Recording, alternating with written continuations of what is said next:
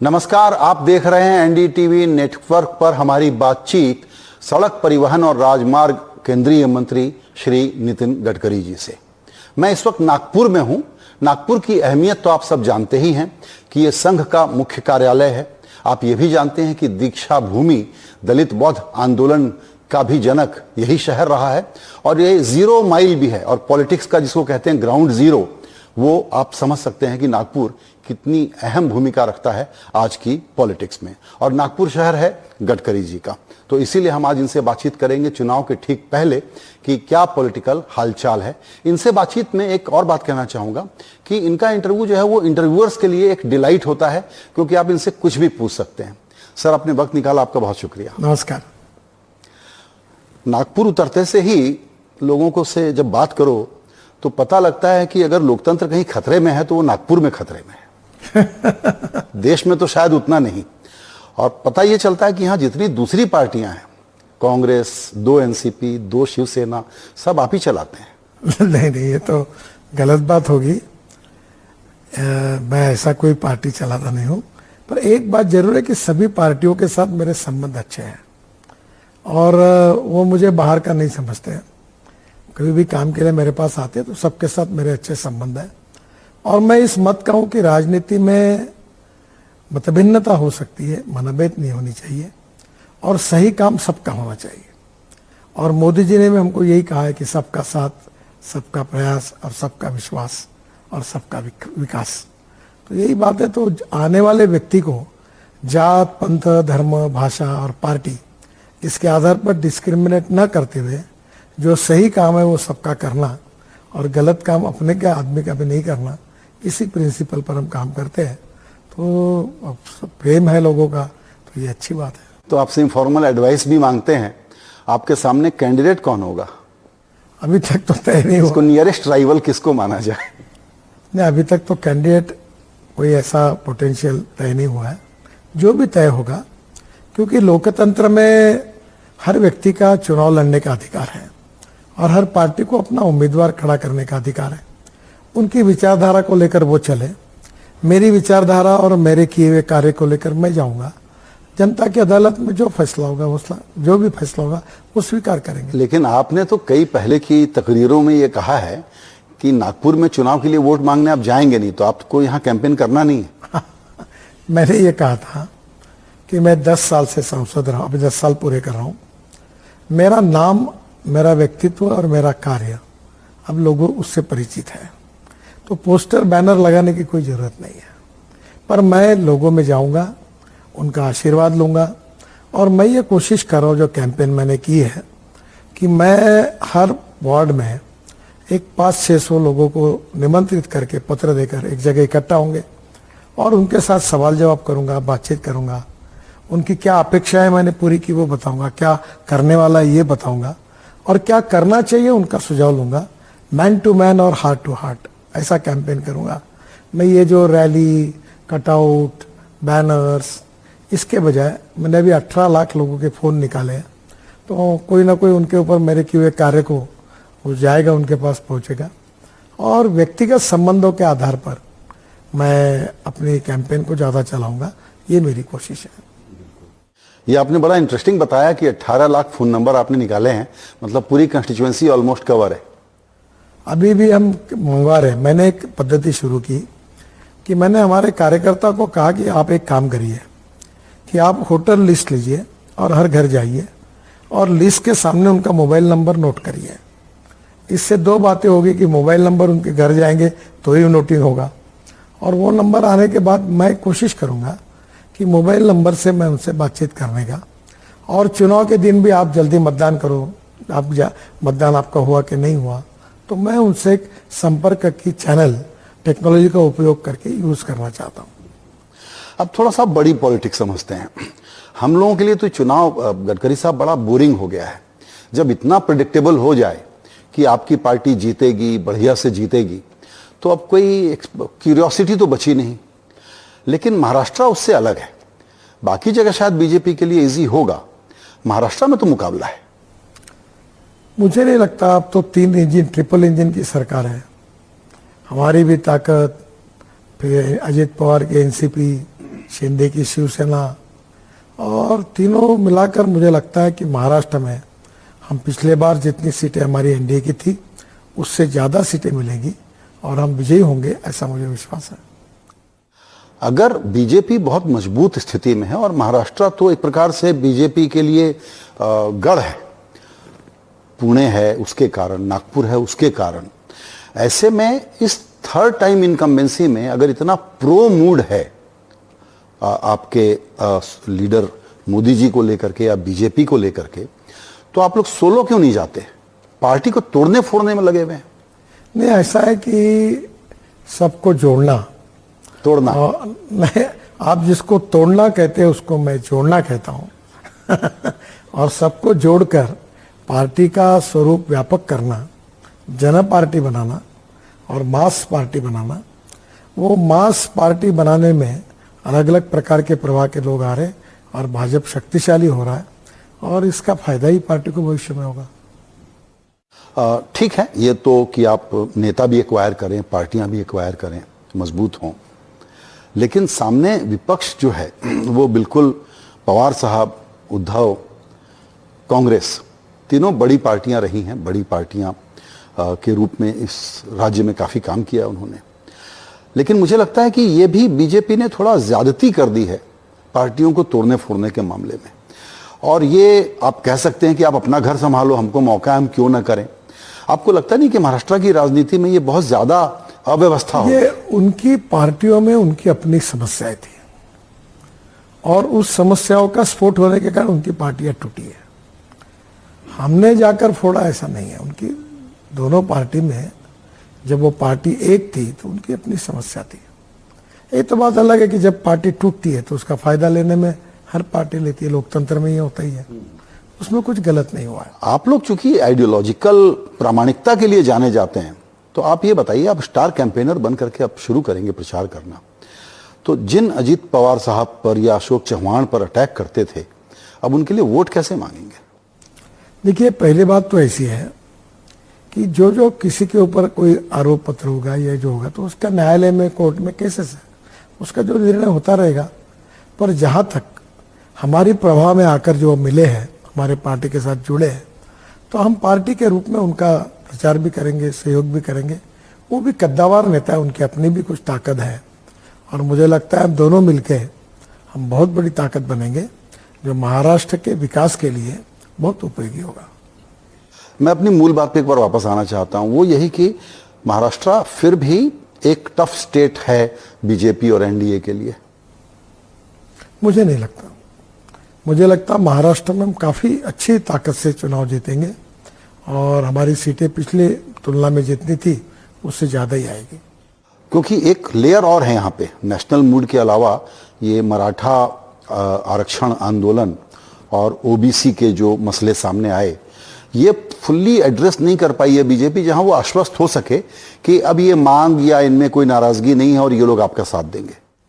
देखिए, ये कोई आज का मसला नहीं है, पिछले अनेक सालों से चल रहा है और एकनाथ शिंदे जी ने, देवेंद्र जी ने, अजीत पवार जी ने बहुत अच्छे तरीके से टैकल किया है और इन समाजों का समर्थन निश्चित रूप से हम सबको मिलेगा, ऐसा मुझे लगता है।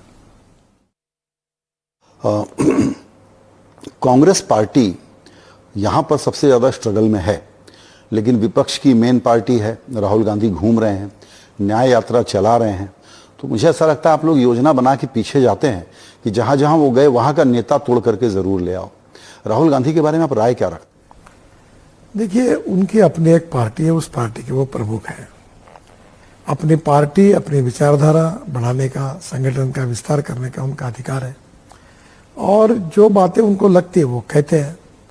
मुझे लगता है कि कोई भी पार्टी के इतिहास में उसका भविष्य तय करने का अधिकार जनता को है और जनता की अदालत में जब वो जाते हैं तो उनकी नीतियों के आधार पर, कार्य के आधार पर, नेतृत्व के आधार पर जनता निर्णय करती है।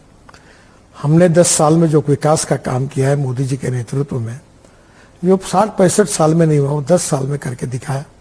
हम हमारे पॉजिटिविटी के साथ, परफॉर्मेंस के साथ, किए हुए काम के साथ इस देश के तकदीर को, देश के भविष्य को बदलना चाहते हैं और हमारी भविष्य में इस देश को बदलने की जो योजना है, हमने किया हुआ काम और भविष्य का काम, इसको लेकर आत्मनिर्भर भारत कैसे बनाएंगे, हम तीसरी आर्थिक महाशक्ति कैसे बनेंगे, हम विश्वगुरु बनने की प्रक्रिया में कैसे आगे जाएंगे, इन बातों को लेकर हम जनता के पास जा रहे हैं।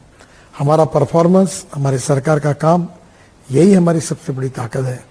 और हमने जो जनता के हितों में जो योजनाएं चलाई, जिसका फायदा बेनिफिशियर्स के रूप में करोड़ों लोगों को हुआ है, उन सबका उपयोग हमको होगा और हम फिर से एक बार एक ऐतिहासिक जीत जीतेंगे मोदी जी के नेतृत्व में, ऐसा मेरा विश्वास है। बिल्कुल। उसमें फिर वही एक सवाल कि कांग्रेस तो चलिए यहाँ थर्ड प्लेयर है विपक्ष में, लेकिन शरद पवार साहब और उद्धव ठाकरे, इन दोनों की अपनी एक स्टैंडिंग है और बहुत सारी कमेंट्री ऐसी आ रही है कि इन लोगों के बारे में एक प्रकार का सिंपैथी वाला भी फैक्टर है कि इनके साथ गलत हुआ है। तो शायद पवार साहब का अपना कद और ये सिंपैथी फैक्टर भी बीजेपी के लिए एक कठिन मुकाबला तो बनाएगा। देखिए, ये मुद्दे चलते रहेंगे कुछ जगह पर सबसे इंपॉर्टेंट है कि भारत सरकार के रूप में मोदी जी के नेतृत्व में जो विकास के काम हुए, मैंने 5 लाख करोड़ के रोड महाराष्ट्र में बनाए, ये तो लोगों को दिखते हैं जो मोदी जी के नेतृत्व में हमने क्या किया। मेट्रो सब जगह पर आ रही, एयरपोर्ट्स नए बन रहे, कृषि किसानों को बिल्कुल महीने में हमारी योजनाओं में पैसे मिल रहे हैं। हमने एमएसपी की प्राइस हर साल बढ़ाई है, एग्रीकल्चर एक्सपोर्ट को बढ़ावा दिया है। तो नेचुरली हमारे कार्यों का जो बेनिफिट हुआ है गांव, गरीब, मजदूर और किसानों को, सामान्य व्यक्तियों को, उसके परिणाम है। और हम हमारे पॉजिटिविटी के आधार पर, हमने किए हुए काम के आधार पर हम वोट मांग रहे हैं। मेरा विश्वास है यही सबसे प्रभावी मुद्दा रहेगा, जनता हमको वोट देगी और हमारी जीत होगी। बिल्कुल। आपने कई उपलब्धियां बताई कि क्या क्या किया है और क्या मकसद लेकर के आगे वोट मांगेगी बीजेपी, ये तो सही है। उसमें जो सबसे बड़ा एक फैक्टर रहा है जिसमें आप काफ़ी नज़दीक से जुड़े रहे, काम करते रहे, वो है इंफ्रास्ट्रक्चर का। भारत की जो ज़रूरत थी उसमें काफ़ी काम हुआ, सड़कें बहुत बनी, मेरा ख्याल है डेली 38 किलोमीटर का एवरेज आपकी सरकार ने पहुंचाया। भारत की जो इंफ्रास्ट्रक्चर की अभी भी ज़रूरत है, उसको सर्विस करने वाली कंपनियां हमको कम नज़र आती हैं। फिर भी इतना फास्ट एग्जीक्यूशन हुआ तो उसके पीछे फैक्टर्स क्या हैं? देखिए, पहली बात तो इसे कि आप जो बातें कही उसमें और एक बात मैं ऐड करूंगा। हमने 7 वर्ल्ड रिकॉर्ड किए। अब आज मेरे घर पर है, यही सामने है, ये जो है एशियन रिकॉर्ड बना है। नीचे में रोड, ऊपर में फ्लाईओवर, उसके ऊपर में मेट्रो। तो एक प्रकार से नई टेक्नोलॉजी का उपयोग करना और जो वर्क कल्चर है उसको बदलना। हम लोग म्यूनिसिपल वेस्ट को सेग्रीगेट करके दिल्ली के UR2 में, वडोदरा, मोहम्मदाबाद, डोलेरो रोड में, फिर दिल्ली के रिंग रोड में हमने करीब 90 लाख टन से ज़्यादा कचरा डाला है। हमने 1000 से ज़्यादा अमृत सरोवर बनाए विदाउट कॉस्ट, जो पानी का कंजर्वेशन कर रहे हैं, नदी नालों का खोलीकरण किया। और इतना ही नहीं, तो अभी स्टील स्लैग वेस्ट मटेरियल वो हमने यूज़ किया है। यही मैं आपको कहूँगा कि बड़ौदा बनी, यहीं से हमने बाम्बू का क्रैश बैरियर बनाया पहली बार। तो एक प्रकार से अभी कंस्ट्रक्शन इक्विपमेंट में हम अल्टरनेटिव फ्यूल, इलेक्ट्रिक का यूज़ करने के लिए प्रोत्साहित कर रहे हैं। इलेक्ट्रिक के ट्रक ला रहे हैं, अलग अलग प्रकार के नए ग्लास फाइबर स्टील हमने लाया, बाम्बू का जैसे हम यूज़ कर रहे हैं। तो एक प्रकार से क्वालिटी के साथ कॉम्प्रोमाइज़ न करते हुए हमने काफ़ी बड़े परिवर्तन सिस्टम में किए हैं और इसके कारण वर्ल्ड क्लास हमने प्रोजेक्ट बनाया। अभी जैसे द्वारका एक्सप्रेस हाईवे आप जरूर देखिए, मुझे नहीं लगता कि वर्ल्ड में भी आप इस प्रकार के प्रोजेक्ट देख सकोगे। टनल भी है, ROB भी है, ROB भी है, ऊपर में फ्लाईओवर भी है और एक इस पर 4 लेयर है। तो एक प्रकार से world class infrastructure Modi ji के नेतृत्व में हमने बनाया और मोदी जी ने भी तय किया है कि हम देश का विकास करना है तो इंफ्रास्ट्रक्चर को प्राधान्य देना पड़ेगा, water, power, transport and communication.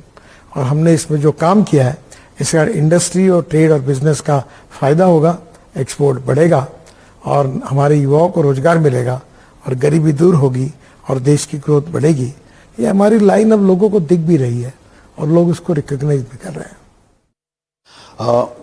आप चूंकि नट बोल्ट भी सब चीज़ों का जानते हैं और जो अब लक्ष्य रखा है ग्रोथ का, तीसरी बड़ी आर्थिक ताकत बनाने का, उसके लिए जितना और जिस तेजी से काम होना है उसमें कुछ बॉटलनेक्स काफ़ी हैं। एक का तो जिक्र आप भी करते रहते हैं, वो है लॉजिस्टिक्स का कॉस्ट कैसे कम करें। दूसरी चीज़ है कि जो और इनफिशियंसीज हैं, काम तेज़ी से हो पाए उसके लिए। तो अब हम ये जानना चाहेंगे कि अगर दोबारा आप लोग पावर में आएंगे तो वो बिग डील्स क्या होने वाली हैं जो कि इंक्रीमेंटल काम नहीं, ट्रांसफॉर्मेशनल काम करेगी। देखिए, पहली बात तो ऐसी है, जो इसी साल दिसंबर के पहले आपको काफ़ी बड़ा परिणाम दिखेगा। चाइना में लॉजिस्टिक कॉस्ट जो होती है वो 8 से 10% है। यूरोपियन कंट्रीज और अमेरिका में वो 12% है। भारत में 14 से 16% है। मेरा विश्वास, हम 36 हाईवे बना रहे ग्रीन, दिल्ली से मुंबई। अभी हम नागपुर से मुंबई एक्सप्रेस हाईवे समृद्धि महामार्ग बनाए, उसको जोड़कर पुणे से संभाजीनगर औरंगाबाद हाईवे बना रहे। तो नागपुर से पुणे ये करीब 4.5-5 घंटे में हो जाएगा। नागपुर से मुंबई ये 4.5-5 घंटे में हो जाएगा। तो एक प्रकार से पूरा एक प्रकार से जियोग्राफी बदल गई है। और आपको मैं बताता हूं, इससे क्या होगा कि एक ट्रक दिल्ली से मुंबई महीने भर में 4 या 5 ट्रिप मारता था, अब वो ट्रक 10 ट्रिप मारेगा। और फ्यूल में हमने चेंज लाया, अल्टरनेटिव फ्यूल, बायो फ्यूल में। अभी डीजल के बजाय अभी हमने मिथेनॉल का यूज किया। बेंगलोर में 15 बसेस को 15% मिथेनॉल डाल के बसेस चलाई। अब अशोक लेलैंड ने पूरा मिथेनॉल का जो ट्रक है 100% मिथेनॉल पे बनाया। अब हमने बायो सीएनजी, बायो एलएनजी के करीब 300 फैक्ट्री शुरू हो रही है, करीब 36 शुरू हो गई है, तो वो मिलेगा। हम फ्लेक्स इंजन पे इथेनॉल का यूज कर रहे हैं। इलेक्ट्रिक ट्रक, इलेक्ट्रिक बसेस आ रही है। तो जिस प्रकार से ये जो कॉस्ट है डीजल पेट्रोल तुलना में एकदम कम है। जहां 110 रुपए का डीजल लगता है, वहां 6 रुपए की, 8 रुपए की इलेक्ट्रिसिटी लगती है। तो एकदम लॉजिस्टिक कॉस्ट कम हो जाएगी। और उस प्रकार से 22 रुपए मिथेनॉल का भाव है, तो डीजल का भाव 110 रुपए लीटर है।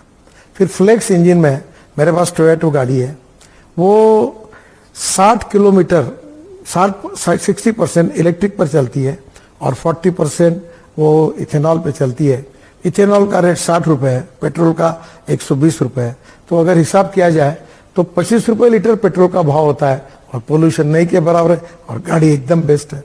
तो हमने 2 व्हीलर भी बनाया। तो ओवरऑल फ्यूल में और रोड में जो बदलाव हुआ है उसके कारण लॉजिस्टिक कॉस्ट निश्चित रूप से सिंगल डिजिट पे आएगी।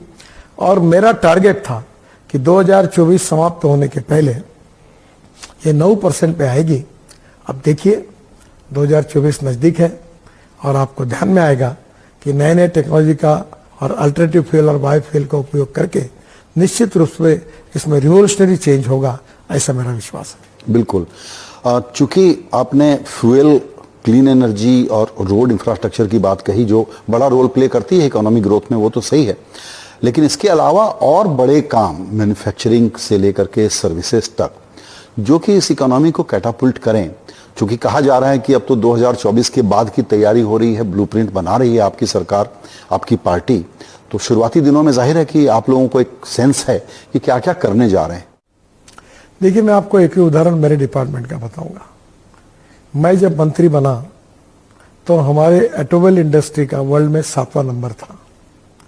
आज ये इंडस्ट्री 12.5 लाख करोड़ की है, 4.5 करोड़ लोगों को जॉब दे चुकी है, 3.5 लाख से 4 लाख करोड़ का एक्सपोर्ट है। और ये इंडस्ट्री सबसे ज्यादा जीएसटी के रूप में भारत सरकार और राज्य सरकार को रेवेन्यू देती है। अब देखो परिवर्तन कैसा हुआ। हमने जो नए नए टेक्नोलॉजी, नए नए ब्रांड पूरे भारत में आए, हमने उनको प्रोत्साहित किया। और आज स्थिति ऐसी है कि हमारी ऑटोमोबाइल इंडस्ट्री का नंबर वर्ल्ड में 7वें से अब 3रे नंबर पर आया है। हमने जापान को भी पीछे में डाला है। अभी पहले नंबर पर है चाइना, दूसरे पर है अमेरिका, तीसरे पर इंडिया और चौथे पर जापान। और मेरा विश्वास है कि 5 साल के अंदर ऑटोमोबाइल मैन्युफैक्चरिंग हब करके हम पहले नंबर पर आएंगे और सबसे ज्यादा रेवेन्यू देने वाली हमारी राज्य सरकार और भारत सरकार को, सबसे ज्यादा एम्प्लॉयमेंट क्रिएट करने वाली, सबसे ज्यादा एक्सपोर्ट करने वाली इंडस्ट्री ऑटोमोबाइल इंडस्ट्री होगी। और वर्ल्ड के सब रेप्यूटेड ब्रांड हमारे हिंदुस्तान में उपस्थित होंगे और यहाँ से एक्सपोर्ट होगा। अब हमारी 2 व्हीलर बजाज, टीवीएस और हीरो 50% ऑफ प्रोडक्शन एक्सपोर्ट करती है। अब इलेक्ट्रिक टू व्हीलर बन रही, इलेक्ट्रिक ऑटो रिक्शा बन रही, इलेक्ट्रिक बसेस बन रही और इलेक्ट्रिक ट्रक बन रही। तो मुझे लगता है इस प्रकार से जो परिवर्तन ट्रांसफॉर्मेशन हो रहा है उसमें निश्चित रूप से हम विश्व में प्रथम क्रमांक पर जाएंगे, ऐसा मेरा विश्वास है। ये आप जो कह रहे हैं वो बिल्कुल सही है और ये बहुत बड़ा रोल प्ले कर रहा है हमारे ग्रोथ में। लेकिन इसका एक दूसरा चैलेंज भी है, वो ये है कि जब आप ऑटोमोबाइल इंडस्ट्री के बढ़ने की बात करते हैं और अगर उसकी सीक्वेंसिंग ठीक नहीं है क्लीन एनर्जी वाले व्हीकल्स के साथ, तो हमारे देश में पोल्यूशन, खास करके शहरी इलाकों में पोल्यूशन की समस्या बहुत गंभीर होते जा रही है। तो जो टाइम टेबल है उसका मैं मिसमैच देख रहा हूं कि बहुत गाड़ियां बनेंगी, बहुत पोल्यूशन होगा, गिरना शुरू हो उसमें समय लगेगा। आपकी बात आधी तो सच है कि हम 16 लाख करोड़ का फॉसिल फ्यूल इंपोर्ट करते हैं और जिसके कारण प्रदूषण की समस्या गंभीर है। पर अभी हमने इलेक्ट्रिक लाया, आपको पता है, शायद पता होगा, 350% राइज हुआ। अब इलेक्ट्रिक कार के लिए वेटिंग लिस्ट है, मेरे पास लोग आते हैं। इलेक्ट्रिक स्कूटर के 400 मैन्युफैक्चरर बने, 400। और आज इलेक्ट्रिक स्कूटर की स्थिति ऐसी है कि छोटे छोटे लोग 60 किलोमीटर कैपेसिटी की इलेक्ट्रिक स्कूटर बना रहे हैं। लिथियम आयन बैटरी जब हमने शुरू किया, $150 पर किलोवाट पर आवर कीमत थी, अब वो $112 पर किलोवाट पर आवर आई है। और अब वो $100 पे जब आएगी तो पेट्रोल डीजल व्हीकल और इलेक्ट्रिक व्हीकल की कॉस्ट सेम होगी। पर पेट्रोल व्हीकल पर आप अगर महीने भर में अगर 20 से 25 हज़ार रुपये खर्चा कर रहे हैं तो इलेक्ट्रिक पर आपका खर्चा 2,000 रुपये आएगा, यानी 22 से 23 हज़ार रुपये की बचत होगी। तो बड़े प्रमाण पर इलेक्ट्रिक आ रही है। हर आदमी इलेक्ट्रिक की गाड़ी, इलेक्ट्रिक के स्कूटर, ऑटो रिक्शा खरीदी कर रहा है। इलेक्ट्रिक का हमारा ई रिक्शा बहुत पॉपुलर हुआ है, ई कार्ट आया है। अब आप देखो, अब नागपुर में भी जाओगे तो इलेक्ट्रिक बसेस दिखेगी आपको, और 5 साल के अंदर सब शहरों में इलेक्ट्रिक बसेस दिखेगी। और इतना ही नहीं तो दूर दूर जाने वाली, जैसे दिल्ली से शिमला, दिल्ली से चंडीगढ़, पुणे से मुंबई, सब इलेक्ट्रिक गाड़ियां दिखेगी। वो दिन अब दूर नहीं है। इससे प्रदूषण भी कम होगा और इंपोर्ट भी कम होगा और एक प्रकार से टिकट रेट 30% कम होंगे और जनता भी खुश होगी।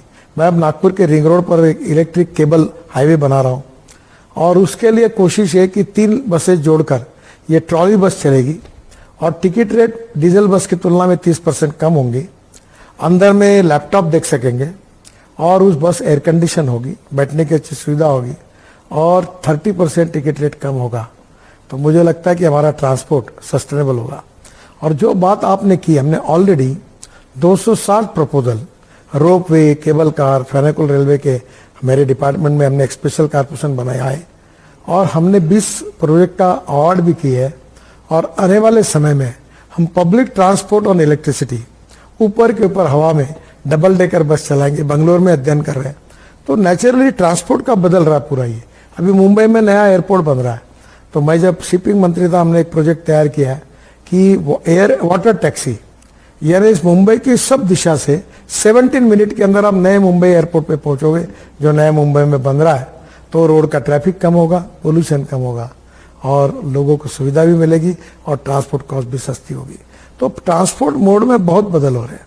मेट्रो का विस्तार हो रहा है और मुझे लगता है कि आने वाले समय में पार्किंग प्लेसेस बनेगी, अच्छे रोड बनेंगे और निश्चित रूप से ये सस्टेनेबल डेवलपमेंट हमारे देश में वर्ल्ड स्टैंडर्ड का जो इंफ्रास्ट्रक्चर करने की मोदी जी की एक ये उद्दिष्ट है, वो निश्चित रूप से पूरा होगा। आपने अभी जो जिक्र किया कि आपका मंथली बिल कम हो जाएगा ट्रांसपोर्ट का कॉस्ट विज़ावी फॉसिल गाड़ी एंड ईवी, तो उसमें प्रधानमंत्री जी ने कुछ नए इंटरेस्टिंग डेटा दिए कि इनकम टैक्स रिफंड का जो पैसा जल्दी वापस मिला वो एक लोगों का फायदा था। वो ईज ऑफ लिविंग के एग्जाम्पल दे रहे थे। तो बिजली बिल और आपने ट्रांसपोर्ट का बताया कि ये भी आप लोगों की, हम लोगों की रियल बचत करवाने का प्रयास कर रहे हैं। तो ये ईज ऑफ लिविंग क्या एक्चुअली इतना टेंजिबल है कि आपके वोटर को समझ में आए? अभी तो डिजिटल इंफ्रास्ट्रक्चर डेवलप हुआ। मेरे डिपार्टमेंट में 17 बातें ऐसी है कि अगर आपको पुलिस ने आपको अटकाया कि तुम्हारा कागज बताओ, तुरंत मोबाइल फोन से आप दिखा सकोगे। ड्राइविंग लाइसेंस दिखाओ, मोबाइल फोन से दिखा सकोगे। तो इतना चेंज हुआ है टेक्नोलॉजी का उपयोग करके कि धीरे धीरे करप्शन भी बंद हुआ, ट्रांसपेरेंसी भी आई और डिसीजन मेकिंग प्रोसेस फास्ट हुई। तो आज इनकम टैक्स में तुरंत पैसा वापस मिलता है, कहीं जाने की जरूरत नहीं। किसी को रिश्वत देने की जरूरत नहीं। तो ये सुधार एडमिनिस्ट्रेशन में जो सुधार हुआ है, इससे भी ईज ऑफ बिजनेस में काफी बड़ा परिवर्तन हुआ है। अभी हम लोग अलग अलग प्रकार से गवर्नमेंट से जो लाभार्थियों को पैसा भेजते हैं वो डायरेक्ट डिजिटल ट्रांसफर होता है। उसके कारण 3.5 लाख करोड़ 4 लाख करोड़ का करप्शन कम हुआ है। अब कहीं जाना नहीं पड़ता, ऑफिस में चक्कर नहीं भरने पड़ते। कोई निराधार योजना में आपको पैसा मिलता है, डायरेक्ट बैंक अकाउंट में जमा होता है। आपकी स्कॉलरशिप बैंक अकाउंट में जमा होती है, पेंशन बैंक अकाउंट में जमा होती है। कहीं करने की जरूरत नहीं, कहीं जाने की जरूरत नहीं। और यही डिजिटल इंफ्रास्ट्रक्चर डेवलप हुआ है। आजकल रुपी कार्ड बहुत पॉपुलर बना है। तो मुझे लगता है कि जिस प्रकार से ये डेवलपमेंट हुई है, निश्चित रूप से लोगों को राहत मिली है और इसके कारण लोग दुआएं भी दे रहे हैं। ये कहा जा सकता है कि डिजिटल का प्रयोग जिस तरीके से आप लोगों ने किया है डायरेक्ट बेनिफिट ट्रांसफर के लिए is equal to direct vote transfer also. देखो, जिसको फायदा मिलेगा, जिसको बेनिफिट मिलेगा, वो पॉजिटिविटी के साथ वोट तो हमको ही देगा। हम हमारे किए हुए काम के भरोसे वोट मांग रहे हैं। जो कांग्रेस 65 साल में नहीं कर सकी, वो 10 साल में मोदी जी के नेतृत्व में हमने करके दिखाया। निश्चित रूप से इसका फायदा होगा। आपने अभी मुंबई के एयरपोर्ट का जिक्र किया और बोट्स का जिक्र किया। मुझे याद है पहले के इंटरव्यूज में आपने जिक्र किया था एक बार कि जिस तेजी से आप चाहते हैं कि मुंबई पोर्ट ट्रस्ट की जो जमीन अवेलेबल है, सी फ्रंट है, जो ट्रांस हार्बर लिंक बना है, उधर का वो पूरा फ्रंट खुल जाए तो मुंबई का कायाकल्प हो जाएगा। ये सवाल मैं इसलिए पूछ रहा हूँ कि मुझे ऐसा लगता है कि भारत में अब मुंबई ग्लोबल सिटी वास्तव में होने के लिए बहुत पीछे था। अब बिल्डिंग ब्लॉक्स बन रहे हैं जिसमें CRZ अभी जो उद्घाटन हो रहा है, या ट्रांस हार्बर लिंक, धारावी और ये नया वाला एयरपोर्ट, इसकी परिकल्पना आप कैसे करते हैं? मुंबई के किन बड़े चेंजेस की तरफ हमको नजर है? देखिए, सबसे पहली बात तो अभी मुंबई में मेट्रो का काम शुरू था, तो उसका जो वेस्ट मटेरियल निकला एग्रीगेट, वो हमने डालकर हम उसमें वो काफ़ी लैंड को रिक्लेमेशन उधर किया हुआ है। अब प्रॉब्लम ऐसा है कि ये सब करने से मेरी योजना उस समय 900 हेक्टेयर में मैं मुंबई वालों के लिए एक ऑक्सीजन पार्क बना रहा था। आपने सिंगापुर में देखा है ना, और रिक्लेमेशन करके वो एक गार्डन बना है 900 हेक्टेयर का, वर्ल्ड का सबसे बड़ा, ताकि लोग वहाँ जाए, ऑक्सीजन ले, पेड़ होंगे, अच्छा होगा, मुंबई का प्रदूषण कम करेगा। और वहाँ एक वर्ल्ड इकोनॉमिक सेंटर बनाएंगे। वहाँ जितने वर्ल्ड इकोनॉमी के जितने ऑफिसेस है, कारपोरेट्स हैं, एक जगह आएंगे। तो ऐसी योजना बनाई थी। अब वो डिपार्टमेंट मेरे पास नहीं है, अब वो प्रोसेस में कब होगी इसकी मुझे आइडिया नहीं है। लेकिन मुंबई को इंटरनेशनल सिटी, क्योंकि आपने जितनी बातें कही उसका संबंध सीधे सीधे अर्बन गवर्नेंस से है। और अर्बन गवर्नेंस के मामले में यह है कि शहर बड़े हैं, काम होता हुआ दिखता है, लेकिन अभी भी जो शहरों को ऑटोनॉमी होनी चाहिए अपने आप को गवर्न करने की, वो एक बड़ी समस्या है। और मुंबई जैसे शहर इसीलिए बहुत मुश्किल में है आज भी। देखिए, एक बात जरूर है कि सबसे पहले किसी भी शहर का फ्यूचरिस्टिक प्लानिंग होना चाहिए, एक विजन डॉक्यूमेंट बनना चाहिए। मैं जब मुंबई में मंत्री था, मुझे याद है इंडियन मर्चेंट चैम्बर में मैंने एक प्रेजेंटेशन दिया था कि 50 साल के बाद मुंबई में क्या होगा। ये जो आज अटल सेतु बना है, ये मेरे समय मैंने उसका एनवायरमेंट लाइसेंस लिया था और ये प्रोजेक्ट मैं शुरू करने की कोशिश कर रहा था। इससे एक तीसरी मुंबई बनाने की बात थी। और अभी वाटर ट्रांसपोर्ट अगर मुंबई में खुलेगा, अब मुंबई में लोकल है, मेट्रो है, वाटर ट्रांसपोर्ट है, 2 एयरपोर्ट हो गए। और दूसरी एक बात ये भी जरूरी है कि आखिर मुंबई 3 बाजू से समुद्र से घिरा हुआ है, तो उसको मर्यादा है। और इसलिए अब मुंबई जैसे शहर को और डेवलप करने के बजाय हम सैटेलाइट टाउनशिप बनाए। अब ठाणे जिला डेवलप हुआ, अब ठाणे जिले में जो ट्राइबल एरिया है वो एकदम बैकवर्ड है। क्या हम वहाँ डेवलपमेंट ले जा सकते हैं? क्या वहाँ के आदिवासी युवा के लिए रोजगार निर्माण कर सकते हैं? तो water, power, transport and communication वहाँ जाने से फायदा होगा। अभी डानो में हम लोग बड़ा पोर्ट की बात कर रहे थे, उसके काफ़ी क्लियरेंसेस हुए, और वो पोर्ट अगर बन जाएगा तो निश्चित रूप से इकोनॉमी में बहुत बड़ा फायदा होगा। तो हर शहर ने अपने भविष्य की एक योजना, फ्यूचरिस्टिक प्लानिंग करना चाहिए और उसको इम्प्लीमेंट करना चाहिए। मुंबई में इसकी काफ़ी चर्चा होती है। मैंने खुद मुंबई का विजन डॉक्यूमेंट बनाया था।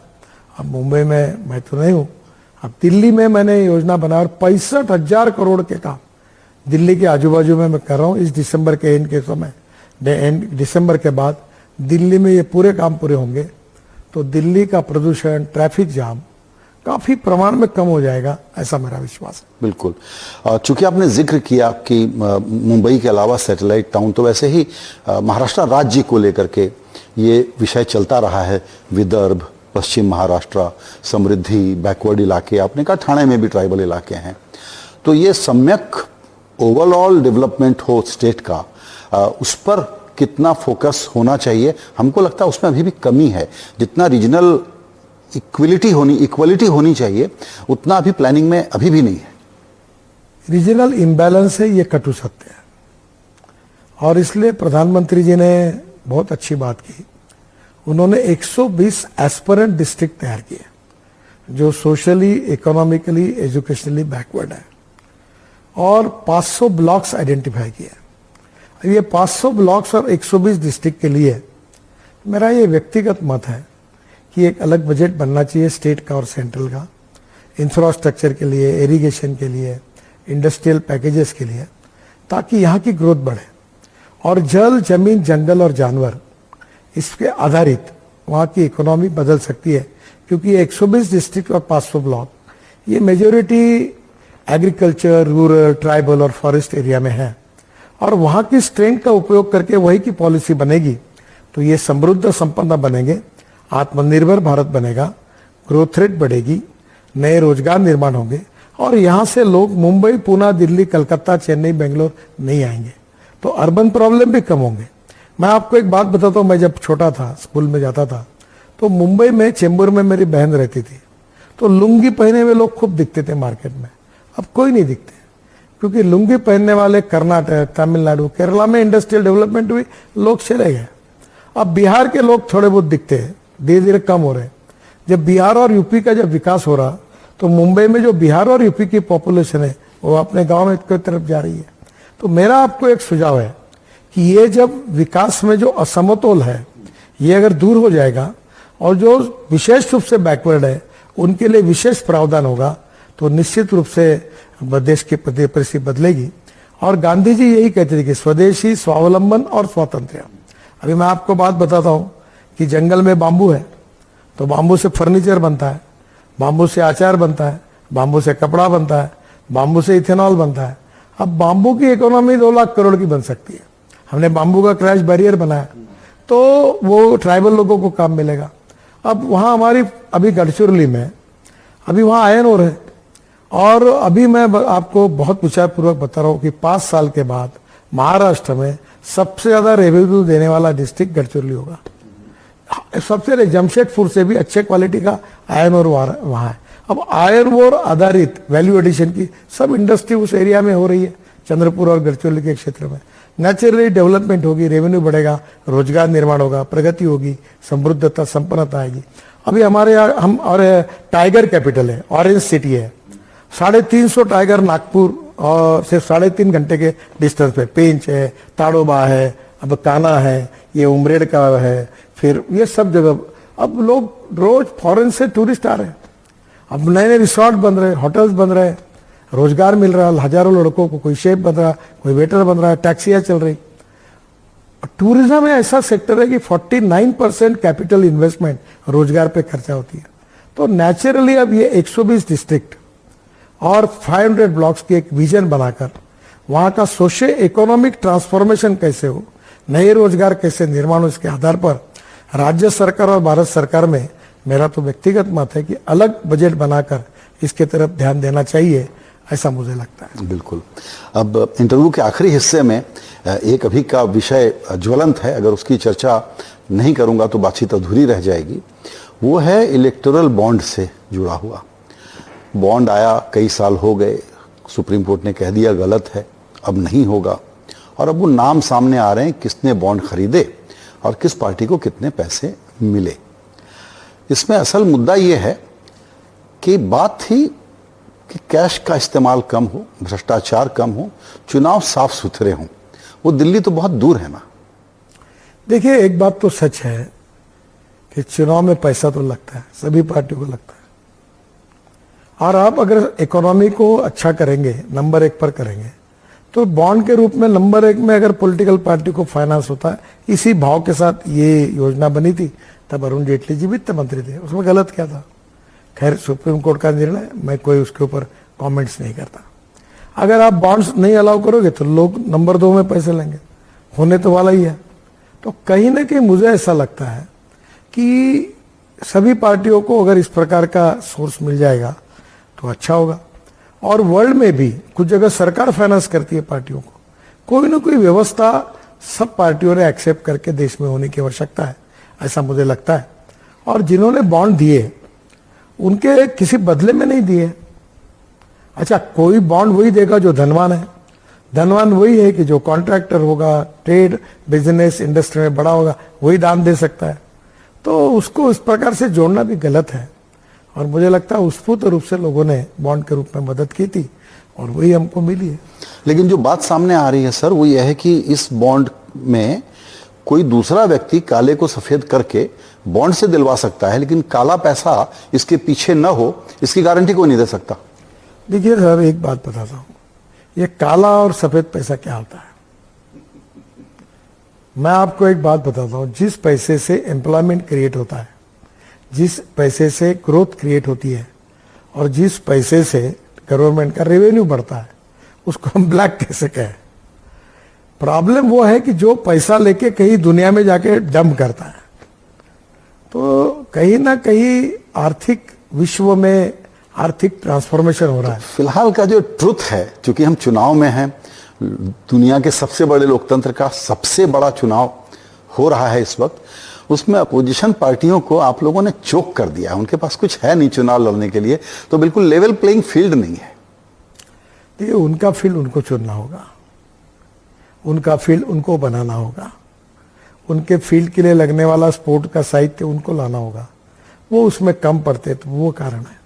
मैं जनसंघ का जब मैं पार्टी में आया था, भारतीय जनता पार्टी में 1980 में, तब मैंने 77 के चुनाव से पार्टी में आया और मैं 75 की इमरजेंसी से राजनीतिक कार्यकर्ता बना। तब चुनाव में हार गए। लोग कहने लगे अटल जी हम दो, हमारे दो, अटल जी अडवाणी और 2 MP आए थे। फिर मुझे याद है उस समय वो मराठी में पूना में लिखा था, पर्याय करके चिल्लाते कौन, जिनके लोकसभा में चुनकर आए दोन। ये भी मैंने देखा। अब देखिए कि हम उस परिस्थिति से हमने हमारे ताकत पर, कार्यकर्ताओं के ताकत पर, नेतृत्व के ताकत पर, अटल बिहारी वाजपेयी जी के नेतृत्व हमारी सरकार बनी। बाद में मोदी जी के नेतृत्व 2014 में हमने और ताकत जुटाई, फिर उसके बाद और ताकत जुटाई, और भी ज्यादा जुटाएंगे। ये हर आदमी का परफॉर्मेंस उसके ऊपर डिपेंड होता है। जो रेस में दौड़ता है और जो रिकॉर्ड करता है वो उसको गोल्ड मेडल मिलता है, जो पीछे पड़ता है वो हार जाता है। तो जो हारता है उसने मेहनत करनी चाहिए, उसने प्रैक्टिस करनी चाहिए, उसने आगे मेडल हासिल करने के लिए कोशिश करनी चाहिए। सही है। आपने अभी एक ऑन अ सीरियस नोट बड़ी इंपॉर्टेंट बात और कही कि दूसरे देशों में जैसी व्यवस्था है, तो अभी वाली जो चर्चा चली है इलेक्टोरल बॉन्ड वाली, उसके संदर्भ में आप ये सुझाव दे रहे हैं कि सरकारी फंडिंग फॉर ऑल कैंडिडेट्स, इसको विचार किया जाना चाहिए। यही एक तरीका है। मैं आपको बताता हूं, जहां तक मेरी जानकारी है, अरुण जेटली जी ने जब किया था तो उन्होंने विपक्ष के लोगों से भी चर्चाएं की थी। और ये विषय मेरा तो नहीं है, पर लोकतंत्र में आम सहमति से हम कोई ढूंढ सकते हैं ऑप्शंस, क्योंकि आवश्यकता तो है। तो उसमें सबसे अच्छा ऑप्शन कौन सा होगा जो लोकतंत्र को क्वालिटेटिव वे से मजबूत करेगा, उसके बारे में सब लोगों ने सोचना चाहिए। और सब लोग सोचेंगे तो कुछ अच्छा निकल सकता है। आपने आज बहुत सारगर्भित बातें बताई, उसके लिए आपका बहुत धन्यवाद। आपके चुनाव के लिए बहुत शुभकामना, नागपुर के लिए खास करके। लेकिन एक टारगेट, फिर आप टारगेट वाले आदमी हैं तो टारगेट दे दीजिए, मार्जिन कितना रहेगा विक्ट्री का? अब ये तो बताना एकदम ठीक नहीं होगा, पर मुझे लगता है कि मैं इस बार कम से कम मैं कोशिश कर रहा हूं कि मैं 5 लाख वोटों के मार्जिन से चुनाव जीतूं। और मैंने कार्यकर्ता और मेरे समर्थकों को कहा है कि जीत तो निश्चित होगी, ये मेरा विश्वास है। देखो, आत्मविश्वास और अहंकार 2 शब्दों में फर्क है। मैं अहंकार से ये बात नहीं कह रहा हूं, मैं आत्मविश्वास के साथ, पॉजिटिविटी के साथ, जो लोगों का आशीर्वाद मेरे साथ है उसके भरोसे कह रहा हूं कि मैं 5 लाख वोटों के मार्जिन से चुनाव जीतूं। ऐसे में कोशिश कर रहा हूं, टारगेट सामने रखा हुआ है। देखिए जनता की अदालत में क्या होता है। आपको इसके लिए बहुत बहुत शुभकामनाएं। नमस्कार, थैंक यू।